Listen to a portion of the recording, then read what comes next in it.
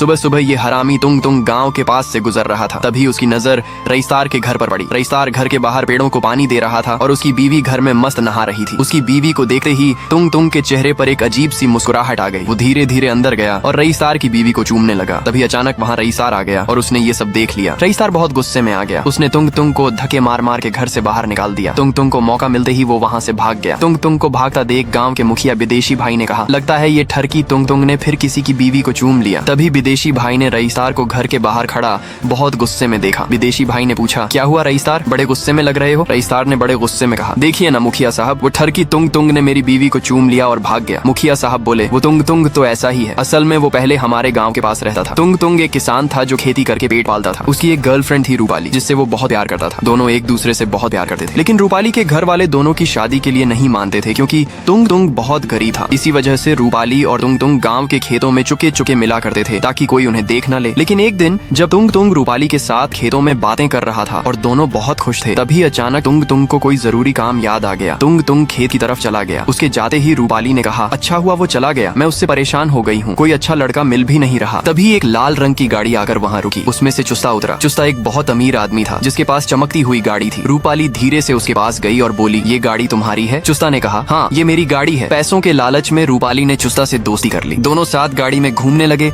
और साथ वक्त बिताने लगे। एक दिन जब तुंग तुंग रूपाली को ढूंढ रहा था, तभी उसने रूपाली को चुस्ता के साथ देख लिया। तुंग तुंग का दिल टूटकर चकनाचूर हो गया। और फिर एक दिन रूपाली और चुस्ता ने एक दूसरे से शादी कर ली और दोनों साथ में गांव से चले गए। उस दिन के बाद से तुंग तुंग सदमे में चला गया। दूसरों की बीवियों में उसे रूपाली ही नजर आने लगी। रईसदार को अब सब समझ आ चुका था। उसने कहा, बेचारा तुंग तुंग लड़की के चक्कर में पागल हो गया। रईसदार बाइक पर बैठा और तुंग तुंग के गाँव पहुँचा। वहाँ उसने तुंग तुंग को हर जगह ढूंढा, लेकिन तुंग तुंग उसे कहीं नहीं मिला। तभी उसे गाँव के बीच में भीड़ दिखी। रईसदार जब वहाँ पहुँचा तो देखा तुंग तुंग की लाश वहाँ पड़ी हुई थी। गाँव वालों ने बताया कि रूपाली के जाने के बाद तुंग तुंग उदास उदास रहने लगा था और फिर उसने जहर खाकर आत्महत्या कर ली। रईसदार की आंखों में आंसू आ गए और वो जोर जोर से रोने लगा। उसके रोने की वजह से पूरा गाँव डूब गया। वहीं दूसरी तरफ रूपाली और चुस्ता घर में सो रहे थे। तभी पानी की लहर ने उनके घर को डुबो लिया। इसलिए कहते हैं, जैसा करोगे वैसा भरोगे।